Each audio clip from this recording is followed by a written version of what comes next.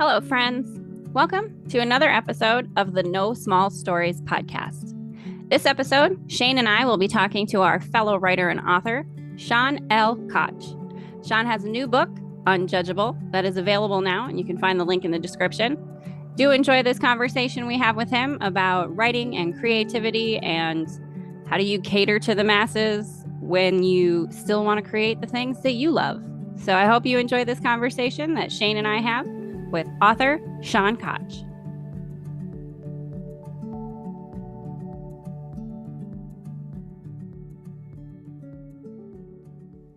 So thank you so much for joining us for this episode of No Small Stories. I'm here with Shane, my co-host, and our guest today is Shawn Koch, who is a fellow writer. And Shawn, if you would like to give us just a little intro to you and what is your writing, I guess, style, I would ask. Like what is it that you write? Tell us about your writing. Vibe atmosphere do you produce, good sir? Yes. I like weird stuff because I find the mainstream is just far too boring and normal and just tepid milk. I agree. So I fell in love with about a decade ago the Bizarro movement, which is like that little shelf on the VHS back when VHS was a thing. There was all the stuff that didn't fit in other categories and they didn't know where to put it. You know, import, artistical, experimentals type of stuff. Very sort of Eraserhead. Who am I thinking of? Who's that director? David Lynch. David Lynch, yeah, very out there and kind of maybe tweaking people's brains just a little bit. Oh yes, and it falls into surrealist, magical realism, gonzo, bizarro. Is wide category of the strange and unusual, doesn't fit into anything else. So that's what attracted me the most. But I grew up reading those, 300-page sci-fi horror fantasy books that used to come out in the 80s and 90s. And then when I hit the Bizarro market, everybody's like, oh, we don't do that. We only do novellas for, whatever pop culture thing is going on right now. So I'm torn between that, micro-fiction progression that people are trying to do with fiction right now and old 500,000-600,000 page books back in the 80s. That's kind of, as much as things like Game of Thrones or Lord of the Rings and things like that have been, popular sort of in the last decade or so. They're definitely, I think, with probably social media a little bit, there's a big shift into more short stories. People definitely don't have quite the same attention span that they used to, right?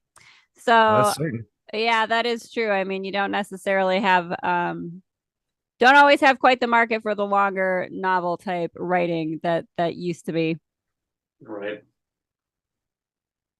So, if you could maybe give us, so like some of the things that we talk about is a little bit where the writing comes from, right? So you have your inspirations for that, but in terms of like your own stories, where would you say some of that comes from for you, or what inspires you when you are creating your stories? Well, when I was a young warthog, I consumed a vast material of comic books, video games, movies, lots and lots of movies, just anything you get your hands on, and weird speculative fiction, fantasy, sci-fi, very off the wall stories that weren't just generic fiction. And I love imagination. I love creativity. I don't consider myself a writer because writers have to learn English and be good at it. And I consider myself a storyteller, which is why I like it. Like role-playing games like Dungeons & Dragons and stuff like that, but also comic books, music, anything you get your hands on and mess with is a creative atmosphere. It's artistic. It's all art and you're expressing yourself in a way. And so when I was a very young child, I came across, young child, I think is a misnomer there, about 11 or so. So that's what, junior high? It gets to be younger and younger as the years go on, right? Mm-hmm. Like, yeah. The further away you get from it, the younger you think it is. Yeah. There's a book called Operation Chaos. I have it on my shelf. I can't remember the author, but it was about a witch and a werewolf have to ride a magic carpet to fight Nazis, and the devil hates them, so it abducts their child, and they have to go into hell and rescue their child. And I was like, 10, 11, and this was far outside the concepts of what fiction was. I was gonna say that's already a heck of a premise right there. I am not familiar with it myself, Yeah, right. but that's a lot of different elements as far as supernatural and magical and a little bit of religion in there. So definitely kind of an amalgamation of a lot of different concepts. It was the author was Paul Anderson, by the way. This is known as a sci-fi writer. Okay. But yeah, that and Dragon on a Pedestal by Piers Anthony, and that convinced me I needed to write for a living. That was what I wanted to do since 1991 or 92. I love it. That's it's kind of funny. I when I was younger and I was writing, it was kind of more, and Shane and I sort of talked about this. It was more of a therapeutic sort of thing, more of kind of expressing emotions, trying to get out some of that teen angst, trying to sort of do some self-analysis. But definitely where I am currently in my writing, it's definitely the imagination, definitely the sort of amuse thyself first kind of principle. If I think it's fun, if I think it's enjoyable, then I'll write it and I'll create a story because it's something fun for me. So I do love that kind of angle, but just that it's, wanting to do it for the fun of it, wanting to do it purely for the creation of it. I do love that.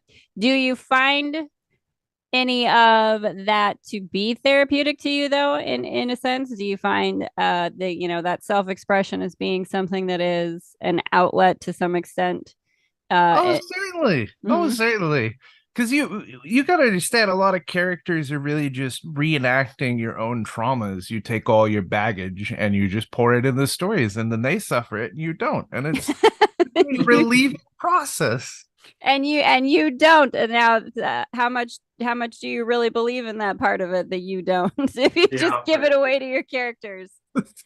Well, To be honest, I went through a period of Zen Buddhism where I came to terms, and a lot of psychedelics, but I don't need to get into that. But it was able to empty out the closet, so to speak, and my issues really have been cleansed from my internal systems. Right now, every issue I have is money, which economically, not a good situation. That's small potatoes, right? No big deal. Yeah, like right. We haven't been able to do laundry in the last 2 weeks just because bills piled up. Food is getting more expensive, and it's just the frustrating banalities of the small tasks of domestic life have consumed me. And I don't worry about the emotional stuff anymore, the traumas. I mean, I'm 40, so I'm well past the development stage of the 20s and 30s where you exercise your demons. However, I will say that in my writing, I think a lot of the writing has come down now to dad jokes. I come up with a ridiculous pun, and then I go to extreme lengths to figure out how to turn that into a story. I like it. Use that dad humor. No, and I think... Oh, go ahead. Oh, go ahead. No, you go. Oh, I just wondering if you ever thought about writing just like comic strips as just either sort of a way to some self-expression, but also a way to get kind of some of your stuff out there in smaller packages until it kind of sticks somewhere, if that worked. Because I would love that. I would love reading. We've had kind of the same comic strips for like 50 years, and it'd be nice to see something better, digestible in a more quality aspect. So no, that's definitely true. I mean, you've seen the same comic strips for since I was a kid, at least, and long before that. So maybe certainly there would be a space and an audience for you, I'm sure, in terms of having something that's a little bit more out there, a little bit more zany, and definitely who doesn't love dad humor? I think we all appreciate dad humor, right? Right. Yeah.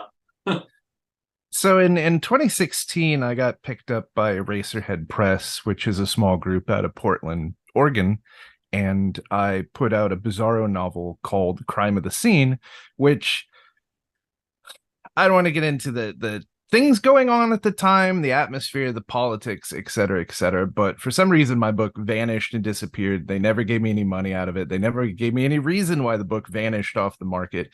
But the book was about a detective goes to a scene of a crime, and inside that scene is another scene of another crime, and he digs into deeper and deeper the crimes of history and humanity and metaphysics and all the crimes of humanity itself. So it goes through every crime imaginable in history and digging into the root of what makes us as people.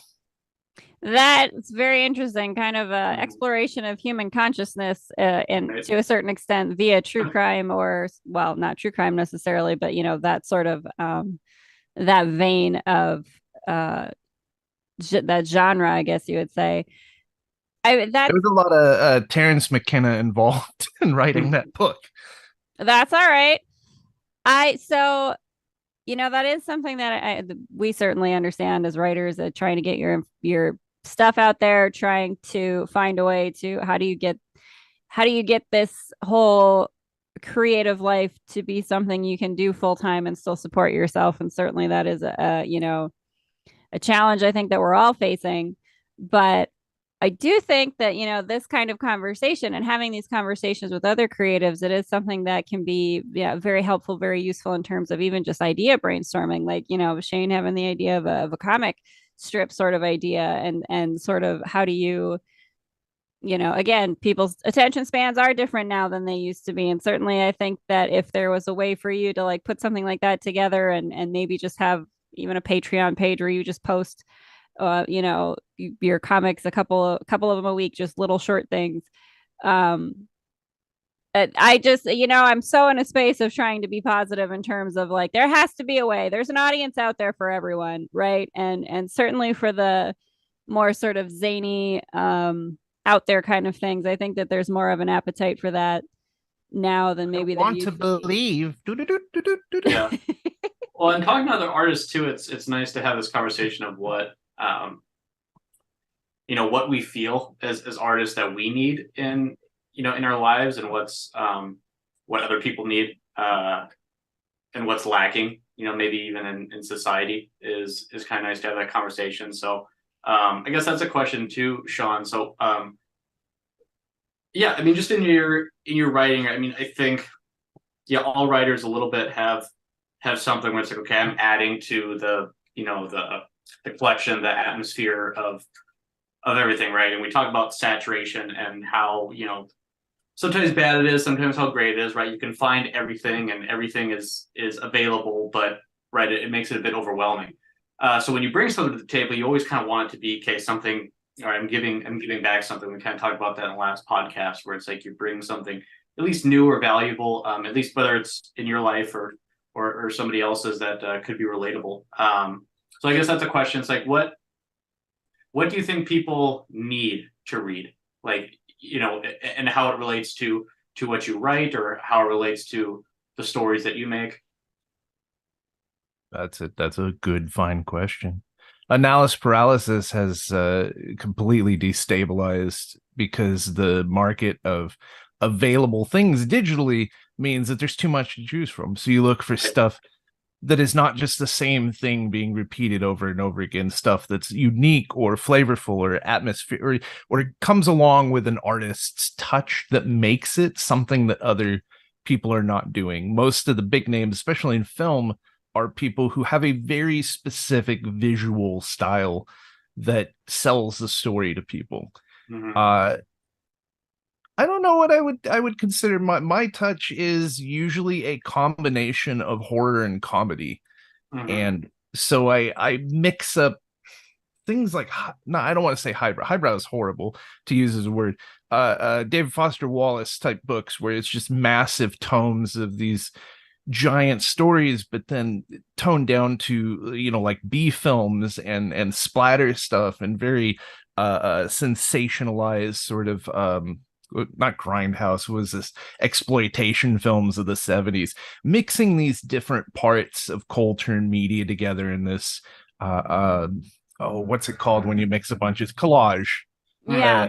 collage of what are the various parts, because I put in storytelling stuff that's very lowbrow humor, very, like stupid and silly, but also stuff that's very intellectual and very at a high degree, and then blend them together in a way that is encompassing the experience of people experiencing what is life at a base level. Biologically, we experience very banal stuff. Everybody goes to the bathroom. Yeah. But then you mix in like, well, what about multi-theory, dimensional, illusion, simulation, all that kind of big theory stuff that's hit the mainstream lately. And you blend those two together. So you keep it human, but you also explore realms that are higher up. Gotcha. I don't know. That sounded like a politician answer. I didn't actually give an answer there. No, I think that's like awesome. I think, you have that disruption factor that I think is it's sort of naturally present in like human experience anyway. I always think of horror films anyway, where it's basically like, like 40% like porn, on some, and then like another good percentage of, whether you got the slasher, or whether it's a thriller or whatever else. Some comedy, but it all rolls into basically human experience, because you can't be serious all the time. You can't be, humor all the time. You can't laugh all the time. There's this up and down, even within a given, minute.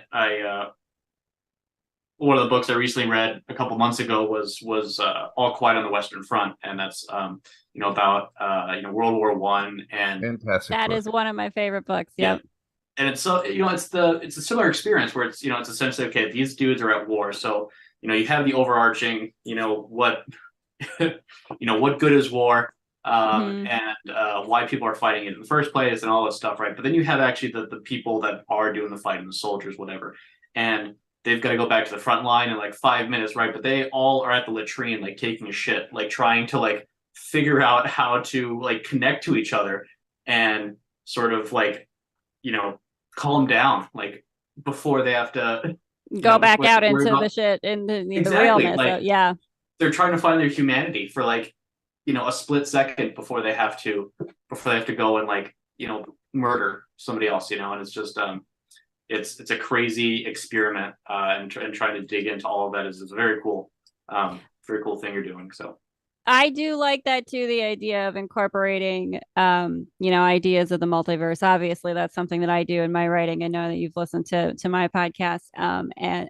my fictional podcast, and I really do love the idea of sort of being a part of that shift in human consciousness. I think to some degree, going from like where we have been, maybe in All Quiet on the Western Front, the war, the really sort of base level primitive sort of instincts of humanity, and really sort of trying to shift out of that kind of, even though that's fiction, shifting out of that space where we have been as humanity and into a space of looking at possibilities, looking at the multiverse, the idea of there being other dimensions, the idea of there being parallel realities, and playing with imagination, playing with what could we really create as humans if we got ourselves out of those trenches, right? Of all the banal human things, of all the fighting over resources and being so concerned and so consumed by the material needs, right, of a human that we have. If we had the ability to get out of that survival mode space, right, what could you really create? And exploring that in imagination, and exploring the bigger possibilities that there are outside of this, again, sort of human survival mode that I think that a lot of us are trying to find our way out of, especially as creatives.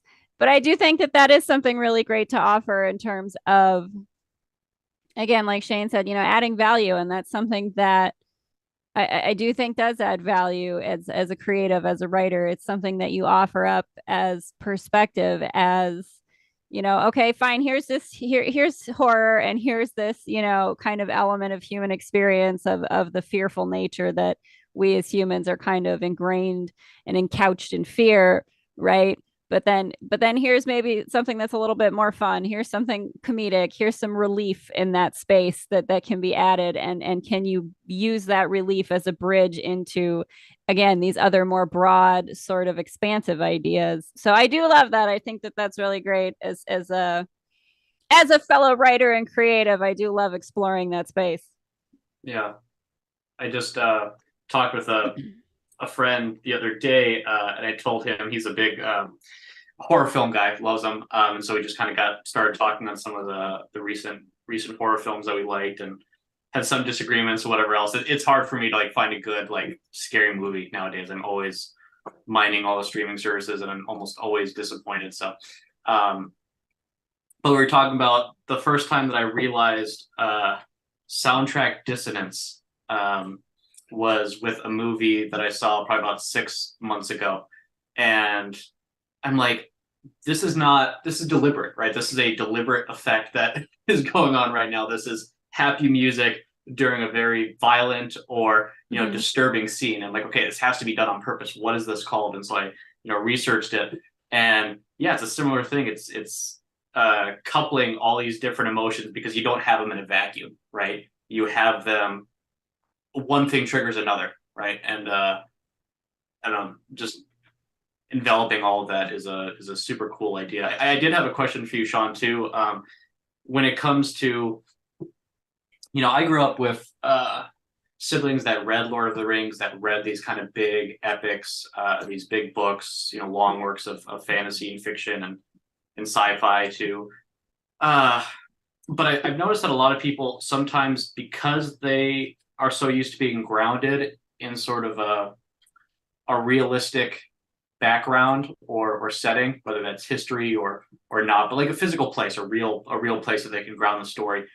Sometimes going into a story, especially a larger piece of work, with a realm or a setting that's completely fantastical or made up or fiction, becomes exhausting, because now it's not only the story that they have to imagine throughout the throughout the telling of it, it's the entire universe, it's the entire background that they kind of have to like keep together.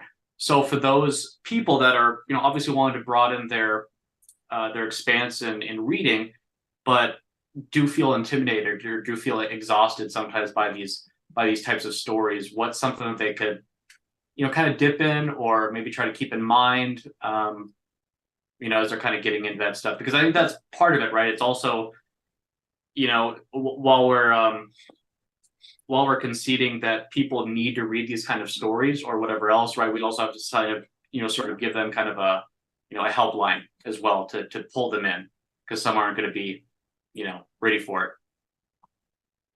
Well, let me put on my professor glasses. The introductory of a person to a narrative first is driven by character, because people can relate to people. This person has needs, desires, wants. So you lead with the character, and through the character's perception of their world, what they accept as normal. There's a lot of big tentpole enterprises, I would use the word, like Harry Potter, for example, not that far off from reality, but everything in this world has to be introduced to young children at a step-by-step tutorial. So they take them through the world. This is what this is what that is. And they introduce it in very slow increments to, by the time you get to the 4th or 5th book, you've already established this linguistic narrative of things that aren't part of our world, but are now just naturally part of the world that you're used to reading the story. And I think, as much as I disagree with a lot of the flack that surrounds Harry Potter and all the nonsense that the creator is up to, the reality is that was a successful story for a reason. It was built, all those books were built in a way where you introduce people to a magic world in a way that they can comprehend, which is bite-size by bite-size, in a way that fits the character's narrative arc and what's important to them. You're dealing, of course, with school children, so what's important to them is just going to class and dealing with other kids. But others, like writers in these kind of giant, massive, otherworldly storytellings, Narnia or the Lord of the Rings. Lord of the Rings, I don't I don't know if I would count, because he's a professor who's just going to introduce you to a completely alien world. He just built like Elvish languages, and he's just like, let me write a story around that. Yeah, because his love was linguistics. I love linguistics too, but it's not going to introduce most people easily into a world visually. In like film and stuff, you have the alleviating expressions of imagery to coax people into a reality that they don't quite recognize as our reality. And so that you could just drop people in the deep end, some weird surreal film that doesn't make sense, but you love what's going on in it. With writing, you're stuck to the elements of the word choices and how those are introduced and expressed to the reader. But again, the driver of this story is people wanting things and going to do those things. And as long as the people are driven by the basic things that we're driven as, food, hunger, shelter, etc., and then up of that, art, learning, joy, happiness, all those various I'm really kidding. What's the freaking, I'm gonna sputter, my brain's just gonna sputter here. Oh no, that's all right. Pavlovian responses to our basic instinctual needs, then yes, you drive them through those very human, intimate, I don't want to, primitive got too much flack for it as a word, visceral human experience, and then you slowly spoon feed the elements until you've established a world that they're already wrapped up in. Yeah, no, I appreciate that. I think, character forward is, the most important, especially for me, like when I think about just like the suspension of, belief.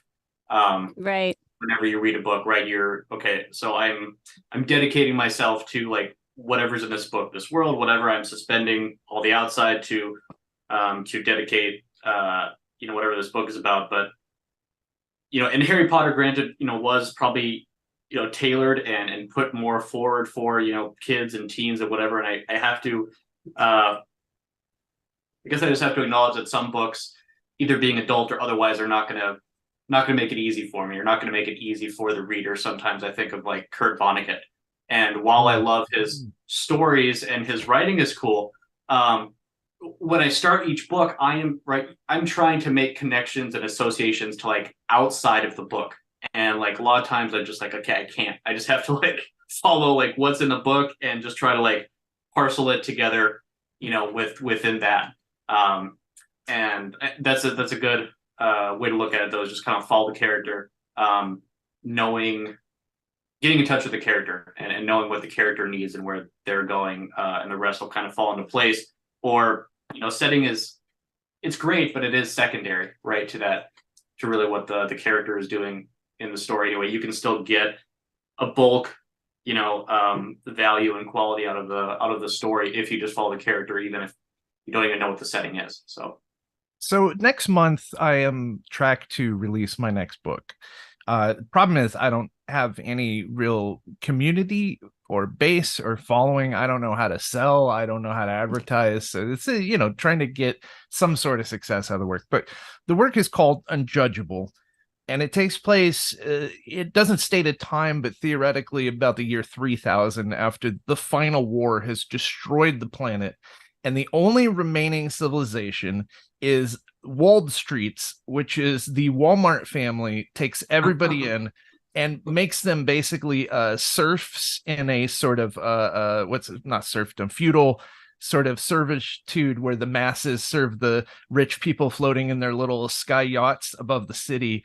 And they don't know what's in the old world because everything's been forgotten and lost.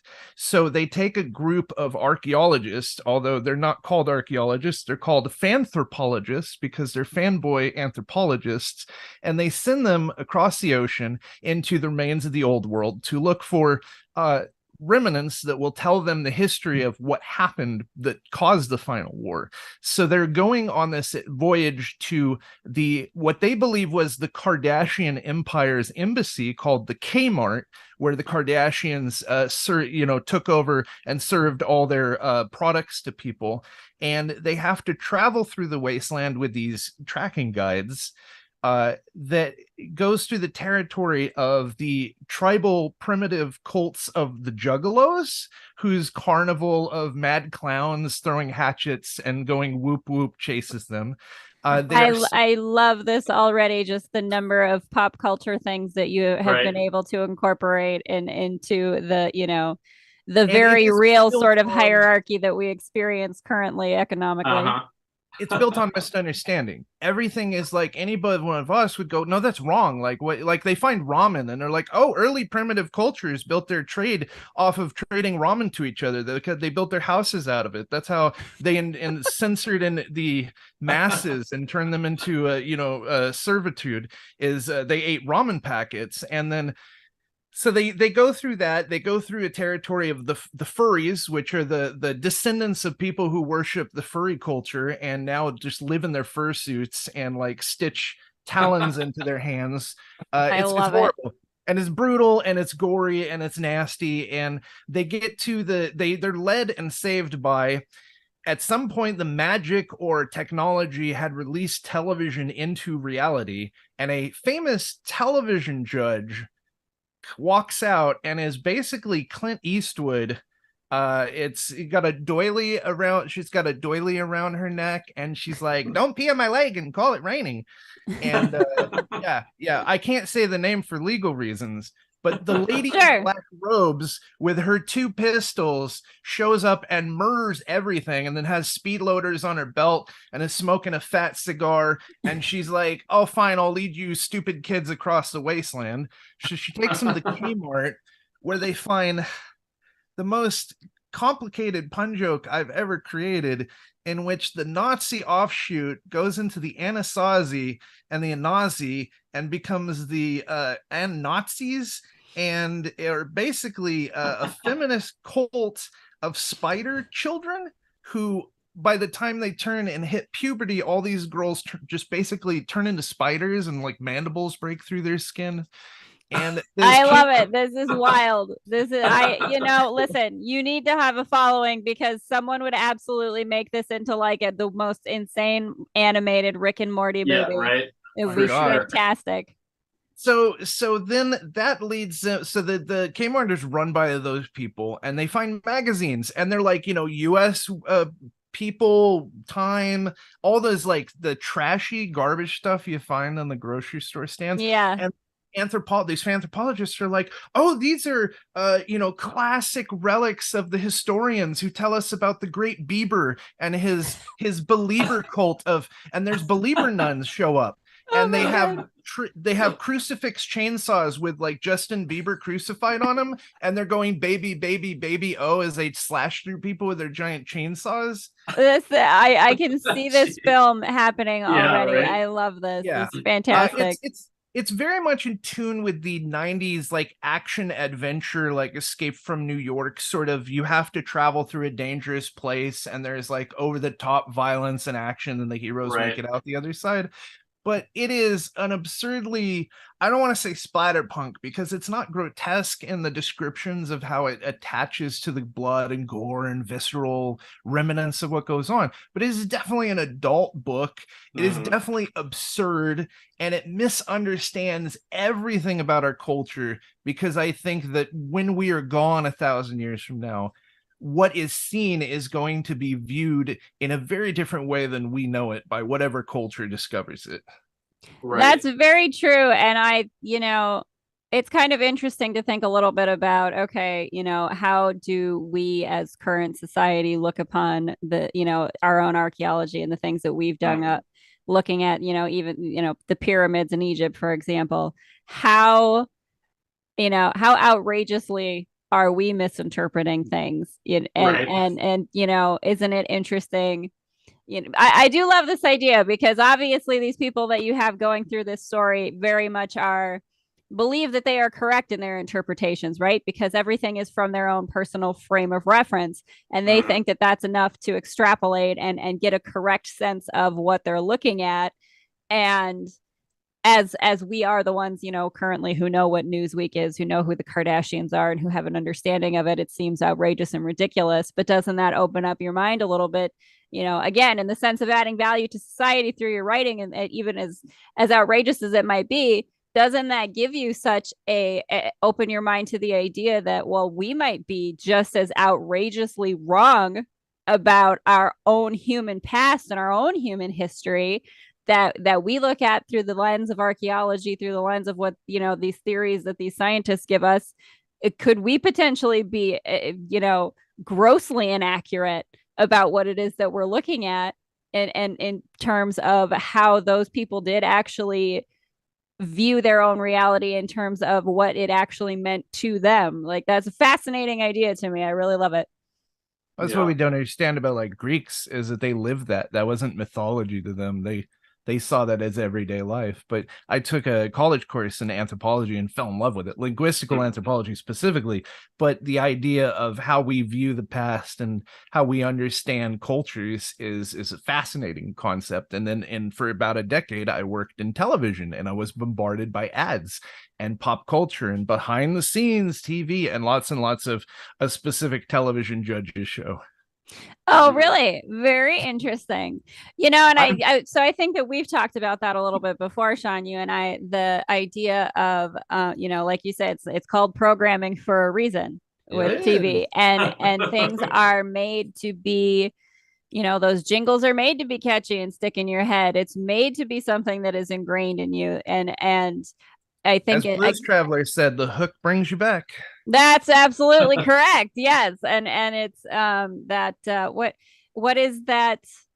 It's like a 3-chord thing that comes from Pachelbel's canon, and there's so many songs. Yeah. By the something Axis of Awesome or whatever. It's a band where they do the 3-chord progression song, and they show you how every song is just the same exact 3-chord progression. Right. Just and yeah.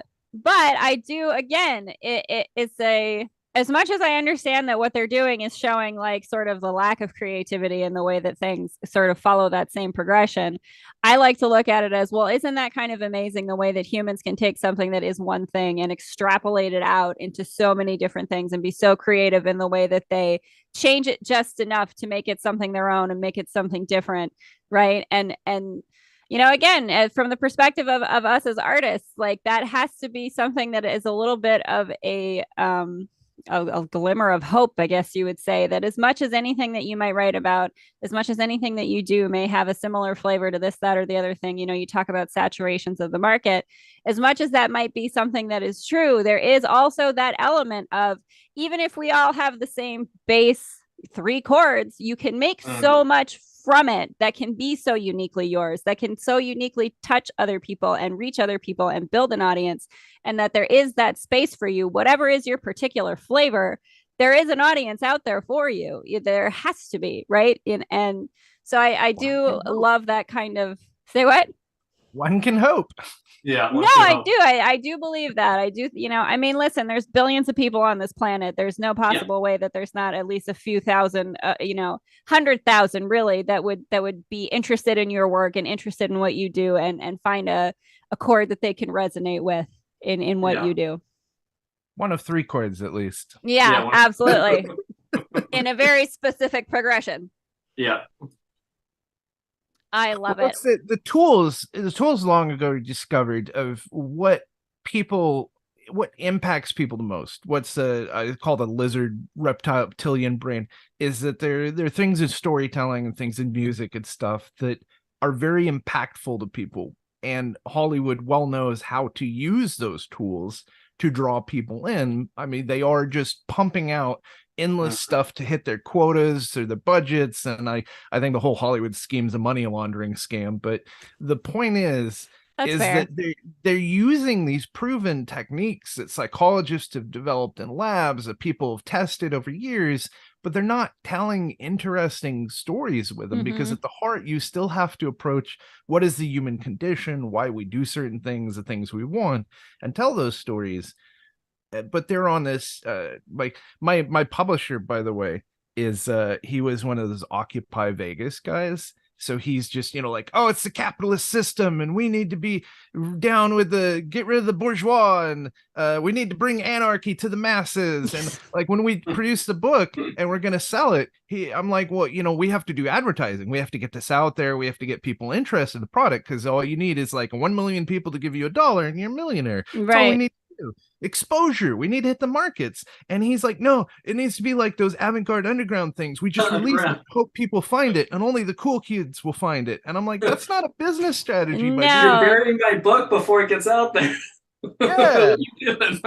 Yeah. He's not a businessman. He's really great with very out there psychedelic type of stuff, and editing and doing the English part of it and making the book look nice and getting great art for us and stuff. He just doesn't have the ability to move the books because he believes the capitalist system is against the man, or is the man against us.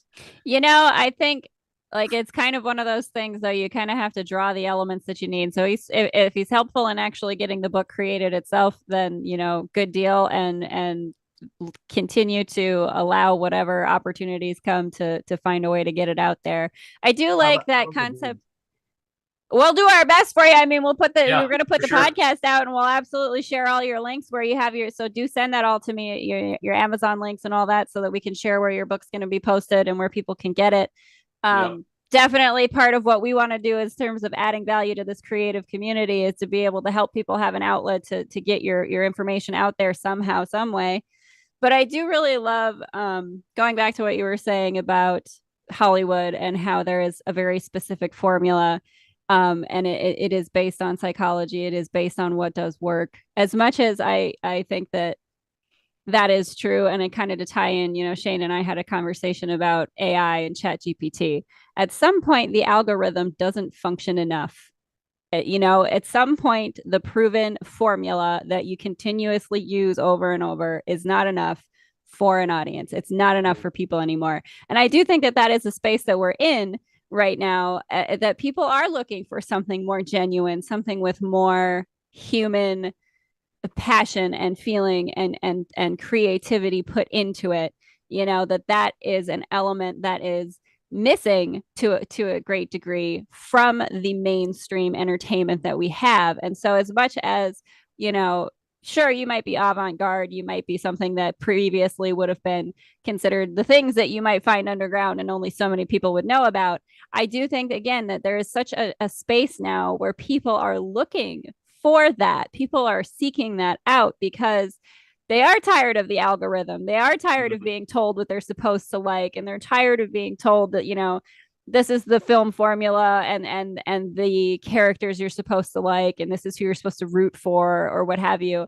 I think that there are more people looking a bit for that juxtaposition kind of thing, the seeing a horrific scene with the happy music behind it, maybe not necessarily that specific thing, but something different, something more in connection to the human experience, something that that really reaches and connects with people in a way that the overarching sort of algorithmic, formulaic sort of creativity just does not strike a chord with people in the same way. Like, yeah, you can certainly create a soundtrack that is meant to, get you excited at the right moments, make you fearful in the right moments, make you experience the emotions that are useful to the franchise, so to say, right? But there the element of true human experience, the element of true human creativity and passion and uniqueness is missing from that. So I do think that as much as it might not, it might seem like something that is in the underground type space, but I do think that there's absolutely room for it to come out into the light because I think people are looking for it. Yeah, that's true. Also, people just want to have fun. And you always got to keep that in mind, that as heady and as experimental and strange, you also have to make something that's entertaining. Mm-hmm. Yeah, for sure. We do need that. We do need some release and escape. And the longer that I stay, like, in the entrepreneurial mindset sort of thing, I always used to think that marketing and selling was like, bad and superficial and, capitalist, pig. And while, capitalism is its own discussion, right? On as a whole, not necessarily a bad thing, but obviously any unregulated system to a point is terrible, right? Like I believe capitalism can work, but it doesn't need a cap, right? At some point, billionaires and high millionaires and whatever else should be given back to the society that they're profiting from. I think that just makes sense. But the more that I kind of dig into what it is to be an entrepreneur or whatever else, right? It's been brought to my attention the idea of like what selling is, and that we are constantly selling ourselves anyway. Like we are putting out personas, we're putting things that we want people either to agree with or that we want community with or whatever else. And there's this book that I've been meaning to read, but it's called To Sell Is Human by Daniel Pink. And it looks like a really interesting book, but essentially it's the same thing. It's like if you believe in yourself and if you believe in your work or if you believe the message that you're putting out there, you are selling it in a certain light. And so to be okay with that, to be okay with marketing what you think is valuable, to market to the world what you think it needs, that's an okay. You can still cast nets, but they're not nets meant to catch you and bring you in and chop off your fish heads. They're meant to bring you in as a community, right? They're meant to cast nets to find community, and that's an okay way of doing it and thinking about it, so. Well, I remember a quote somebody once said that said, if you find a product that's free, then you are the product. Right. Because somebody's paying for it and you're putting yourself into that product. It becomes why they're giving it to you for free. Which like a lot of the free stuff, microtransactions, all that. But to step back, as much as people argue over the ideologies of what system will work or what way of human life, the bottom line is I have a kid to feed. I have to put food on the table. I have to pay bills, and I can't just go live in a dumpster, and I don't have a field to crawl in and just sleep.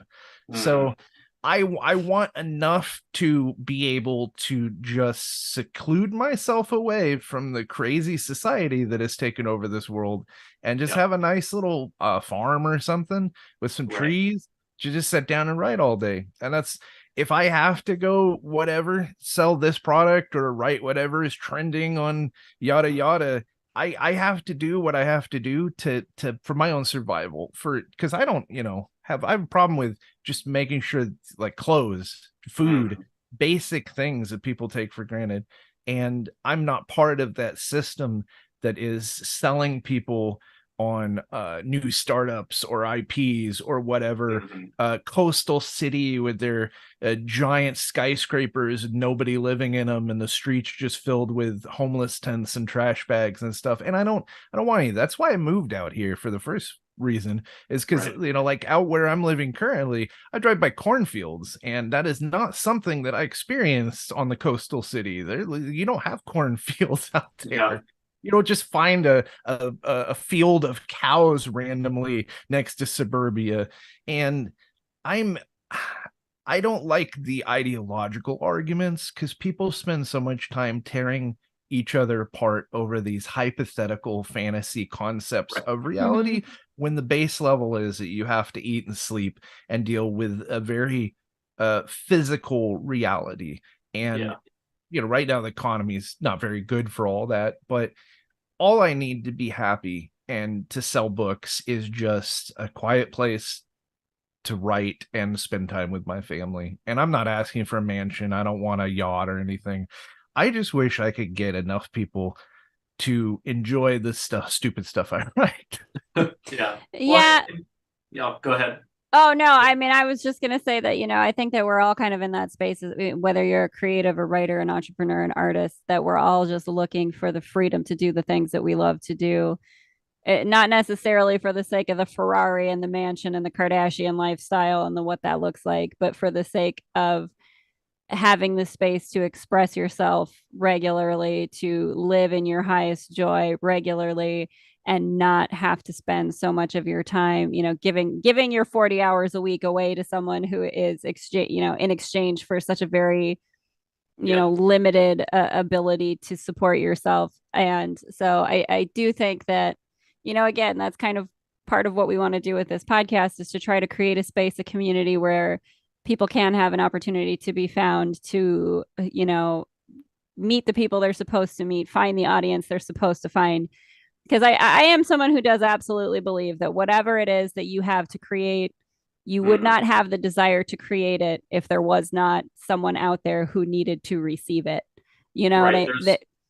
There's a transaction of vibration somewhere where it's, it's absolutely coming down and it's necessary. But, just, same thing. It's like, you have to give yourself grace. And, sometimes that phrase is cliche and cringy to me. And other days I'm like, you know what? All right, I need to like really just lean into that phrase. But I think of like giving yourself grace when it comes to the lifespan that you have, right? It's just, especially being connected globally. I talked to Haleigh about this last time, where it's like you feel like every tragedy and every suffering and conflict is on your shoulders because you know about it, right? And you can't unknow about it, and you can't do anything about it, and so you feel just that that thing. But then you also have to live within your means, and you have to live within the society that you're born into, that you really can't change. You can't go out and just take some land and have the idyllic cabin and grow your own food. You can't. That's not possible for most of us anymore. So within your lifespan, unless the revolution starts tomorrow, in which case, right, I'm always ready for some action. Like, unless we all band together and we change it now, right in my lifespan, in the next 50 years when I'm active, how much can I diminish racism? How much can I do all these things that I would love to do and write and make a difference and make a name for myself? And I've got the highest hopes, right? But again, at the end of the day, you just want to make sure that you are enjoying the day that you have, right? And if you have kiddos, right, enjoying it that you have with your kiddos. And the idea is not to give those 40 hours away, because you only have so many of those hours, and to not give them to something that doesn't care about, right. So, that's absolutely. Have you ever heard of the Dunbar number? I don't think so. So there's I don't know, biologist, psychologist, whatever, who was examining monkey brains. They found that the emotional attachment that biological creatures have is limited inside the brain capacity to a certain number where you can emphasize and not to give it an emotional connection to a certain amount of people, but your brain runs out of capacity past that people. And he came up with the number 150 in his studies, but it's when you reach, you say, you're like, these people next to me are important. I have emotional investment. I care about them. And then once you get past this number, everything out of that is like white static. It's why zombie movies are popular, because you can emphasize with the person next to you. You can't emphasize with a random person across the world because you don't know them and you don't have an emotional connection. And so our brains have this capacity that we reach, and everything out of that starts to be not people. We can't form emotional connection. That's just our software and hardware. The software runs fine, and we come up with all these ideas how we want to be emotionally connected to how many people are there? 8 billion, or we up to 7.5 at this point on the planet. Yeah. That's nice to know that I'm just not a shitty person. It's literally how many people I think I can directly help. Within a given area. The capacity of your brain to consider them as a person and have an emotional connection reaches a limit, and everything else becomes the crowd, and you can't really connect to the crowd. And it's not that you don't want to help them. We want to help all these people, but when we put into our lives a device in our day-to-day functions that feeds us an endless stream of information from all over the planet and theoretically all over the cosmos, means that we are not physically capable of interacting with that without a detriment to our own health. And I think I see transhumanism is the step that's going to come beyond, because everything that came up to people was the evolution of biology and culture and stuff like that. And we think that I love this writer, Daniel Quinn, who goes on about this Ishmael series. Ishmael. Yes. That's one of my favorite books. Everybody I talk, they're like, I have no idea what that is. Down with mother culture. Yes. And he's like, look, we came up to this point. We said, we stopped. This is good enough. This is all it is. There's nothing after that. And we were like, no, biology is going to evolve past that stage to a point where theoretically our Dunbar number increases, where we can create more emotional attachments, where physically we can bypass the body through everything from what I believe will be 3D printed biology genetic things, where you're like, oh, I need a new arm, and you just print a new arm and graft it onto your body. or cybernetics, which everybody's like, the AI revolution and the cyborgs and the fear of technology is scary. So we don't want to go down that road because we've seen enough, Terminator movies. Yeah. That's not going to go well for anybody.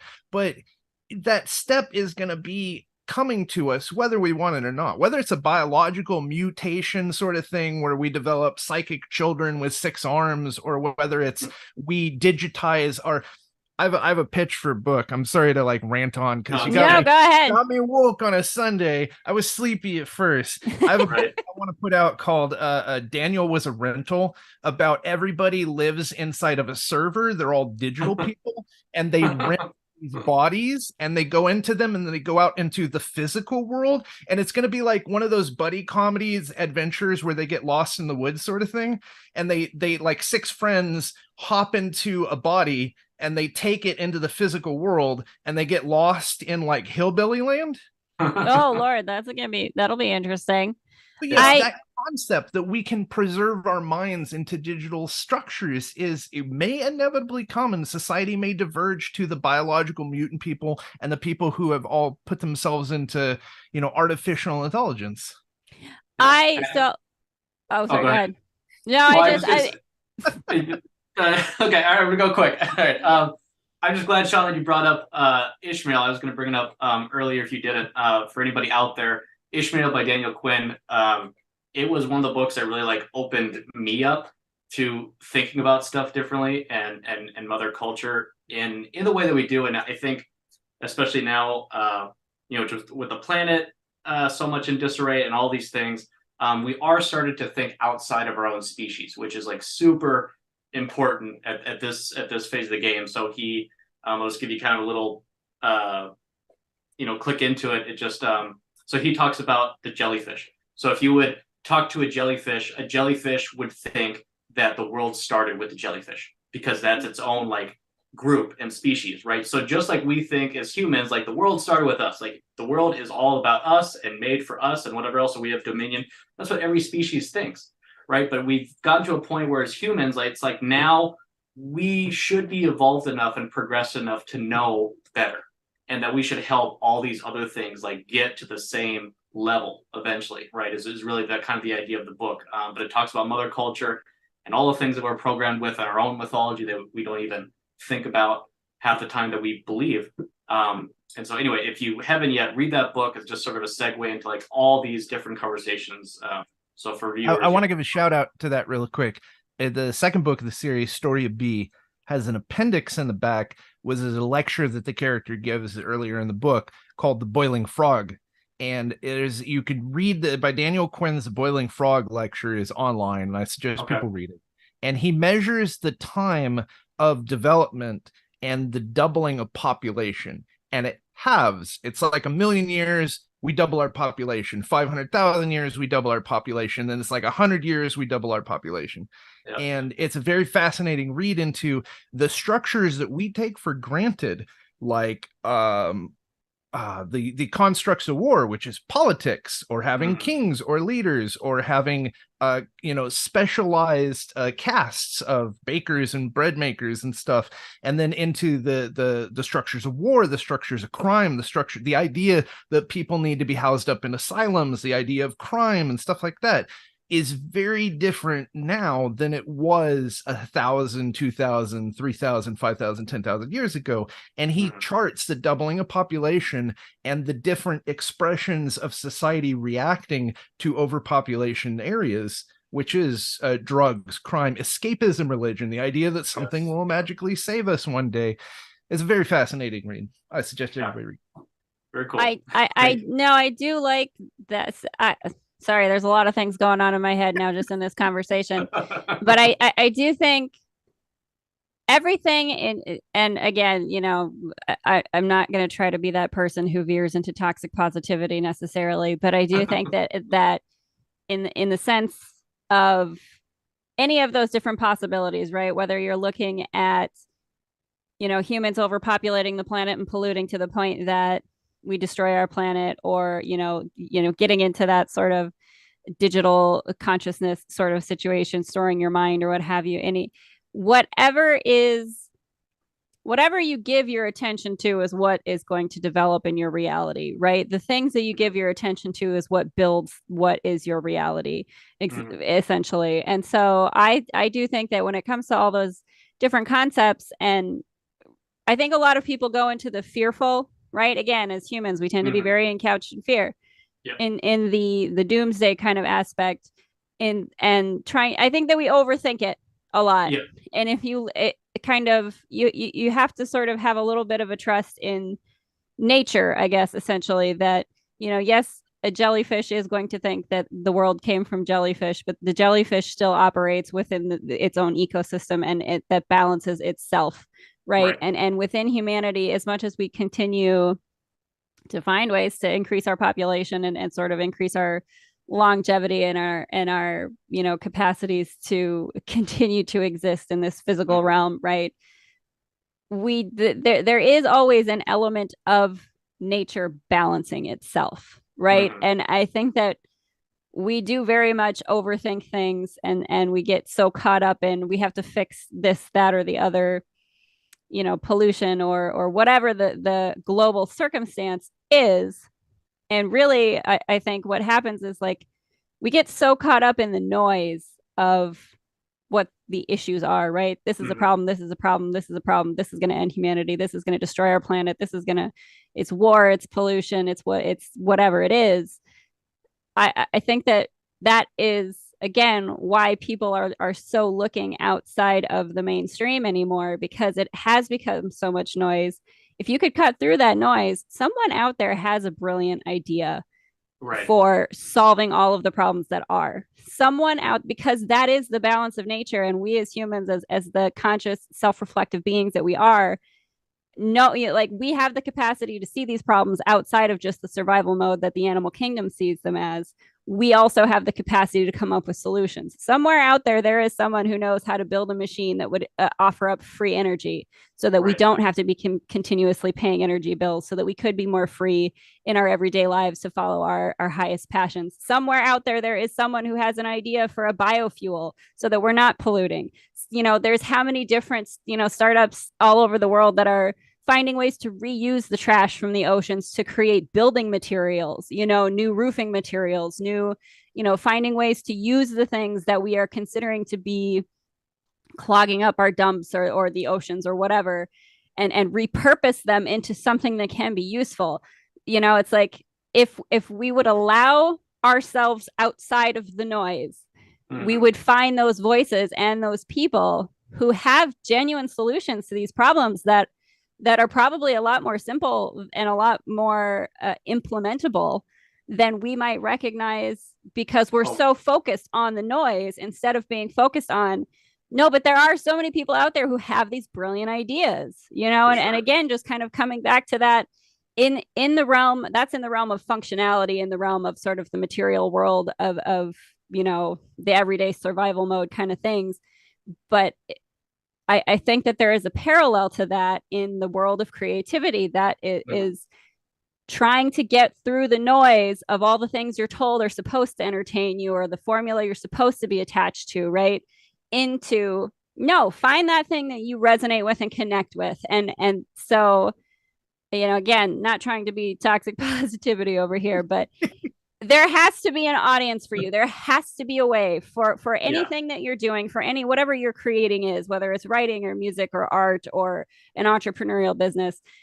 There's absolutely a place for it. There's room for everyone. There is a reason you have that idea. It's because the balance of nature dictates that there is a space for what you have to help balance out some other issue that there is, whether it's in a functional system in terms of like the pollution and that kind of thing, or whether it is in the creative realm and the sort of energetic, imaginative needs that people have, right? So I think that there's a fear paralysis, you know, within the catastrophe of it all. But you're right, Haleigh. It's like, you know, good news and bad news, right? You're special and you're not special, in the sense of, like, if you feel some way, you're not the only one. Right. You know, and that whole share, and whether it comes to the planet or whether it comes to writing, it's like, if you if the majority of people think like this, the majority of the time, like, things innovate, things grow. And that's essentially also what we're doing as writers. It's like, okay, the more I think about this, the more I will innovate and create towards that end. And the more people will group together. And you can't know that your story won't be the thing that triggers that inventor person to think of how they're going to fix a problem. Like, it all integrates together. It all connects together, right? That, again, that's the nature of it. And so somewhere out there could be someone who has a brilliant idea hiding in their brain that if they read your book and they the ridiculousness of your story, something in it would trigger them to say, here's a solution to this problem that humanity has that's so brilliant and so simple and so easy, and we could absolutely do it. And again, if we could just cut through the noise, if we could just to hear those voices, I really do think that there is a multiverse reality we can tune into where things are more harmonious, and we do have that space to follow our highest passion and be not in the survival mode, but in the thriving mode. Yeah. I agree with all of that. I think that positivity, I would rather take toxic positivity in the face of this infinite, abysmal, nihilistic despair that has been thrust upon us. But I do want to put a caveat on that. And that is, there's a great line from Half-Life 2 back in the day, which is unintended consequences. And that's the monkey paw solution, that everything seems like a good forward idea can lead to synergistic problems that you are not accounting for. So we always have to be careful in our steps forward, but I think we do need to be taking more positive steps forward. Mm-hmm. There's always going to be some kind of a wrench thrown into the works at some point, right? But again, going back to just the idea of mindset, you can either focus on the wrench that's in the works, or you can focus on, well, there has to be a way to fix it. And always focus on the fix. And I do. It's like, I think that if you have a mindset of focusing on, again, just the idea that, well, there has to be an audience for me if I have this internal desire to create. That means that there has to be a counterpoint, right? Any magnet has two sides, the north and south. You can cut it in half, and that other half is going to become the opposite end of the magnet again. You can't. There is no one-sided coin. It doesn't work that way. So, whatever it is that you are creating as a creative person, there has to be the flip side of it, the market for it. It has to be there. It has to exist. And, if we can do anything to help to get that market, to get you out there, we're certainly trying to do it for ourselves. And we're certainly trying to create a community where there's you can connect to the right people and find the right voices and find the right tools and resources, because they are available. Absolutely. I just want to tell stories about silly little guys. Yeah. But so do I. I just want to tell my silly little stories too. But again, those silly little stories could be the inspiration for the next Albert Einstein, or who knows. Mm-hmm. I love it. Well, I do want to be respectful of everybody's time, so I can certainly wrap things up here. Shawn, certainly appreciate you joining us for the podcast, especially. Yeah, it's nice to meet you. So again, plug your upcoming book and where people can find you, and just give a little wrap up. We'll certainly have all your links. Do send them to me. We'll share them in the description of the episode. But just a final, where can everybody find you and all of your work? Me or you? Yes. Yeah. I thought you said Shane. I was like, yeah, what's Shane writing? No, sorry. We already did. He's got his own episode. We already did that. I'm old news. No, sorry, Shane. Shawn, a little bit of my buddy, which I don't want to disparage. I totally love the guy. He's great. It's just money is just not his area of expertise. Puts his stuff out at As If Productions. Okay. I don't know if that's I have to look that up. I feel bad plugging it and then not knowing the actual direction. Oh no, that's all right. You can just send it to us. We'll put the link in the description for people to find. Do you have your stuff also listed on Amazon as like ebooks and Oh yes. I am SL Koch is what I go under there, and I usually shorten it to SLK because it just looks better aesthetically. So SL Koch is on Amazon. I have whatever is releaser. I give you I thought I gave you a collection of my short stories. You did. Liquid Hitler. And you totally. Oh no, that's the novella. That's the. No. Okay. Yeah. But yeah, let's not do another hour of me explaining that book. We'll have you on for another episode another time. We can talk about it. I gotta give you the shorts. I have my Fragments Volume 1, which is 13 short stories, which are all absolutely more ridiculous than the last. And the next we'll be putting out Unjudgeable, well, hopefully next month. Excellent. Awesome. Well, we will definitely, again, send me whatever the links that you have for people to be able to find you. We'll put that in the description. And, obviously, certainly hope that we can help build your audience, because that's a part of what we're here to do is build a community of creators, because, again, the resources are out there and the audience is out there. It's just a matter of getting all the pieces together for the puzzle. Yeah. Before I forget, Shawn, what does the L stand for? Because I sign 𝓕𝓻𝓪𝓷𝓴𝓲. So I was just gonna say, it's gonna love that little synchronicity there. Yeah. So my full name is technically Shawn Lee Edward Koch. Okay. But 𝓕𝓻 spells slack, and I don't want to go by slack, so I cut it down to 𝓕𝓻. But when I write a children's book, I'm gonna go under Lee Edwards, so that's just very fun. Yeah, that sounds good. Yeah. That's just Lee, which is my great uncle or whatever.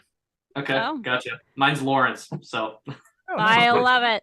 It's a fun little the SLs. Well, we'll definitely have to have you back then for another check-in podcast at some point where we can have another wonderful conversation about all the 1,000 of these. I'm sure. And don't worry, when we have a need for content, we're going to definitely mine you. So be prepared. I'm an information sponge, and I spent my entire life just absorbing everything I can get from everything. So there's a lot of stuff in here. All right. Well, we'll keep you. You'll be definitely one of our back burner kind of. Hey, we need some content. Jump on our podcast with us. Help us out. Yep. Well, thank you so much, Shawn, for being here. We appreciate it. Yeah. Thank you. And thank you too.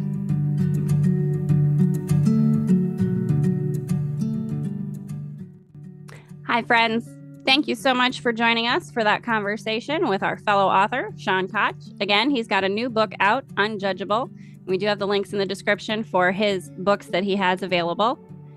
If you want to find Shane and I, you can follow us at No Small Stories Podcast on Instagram. We do also have a Patreon if you'd like to support more episodes like this and more conversations with creatives, entrepreneurs, and people who are otherwise trying to think and live outside of the box. We have a Patreon, patreon.com/NoSmallStories. You can also find me on Instagram at h.overseth, and you can find Shane at ink.nell. I do also have a fictional podcast, The Adventures of Abernathy Franklin. You can find that wherever you're listening to this podcast. We thank you so much again for joining us. We do hope you'll tune in next time when we'll be talking about the fictional podcast that I write. If you are an artist, an entrepreneur, a creative, or someone who would love to have conversations with us about what it is to be a creative person in this world today, do contact us at nosmallstories@gmail.com. Or if you just want to send us a little note with feedback or to say hi, we're happy to meet new friends. Thanks all for listening. And remember, no matter how small you may start, your story is always a big deal to us. Thanks, and take care.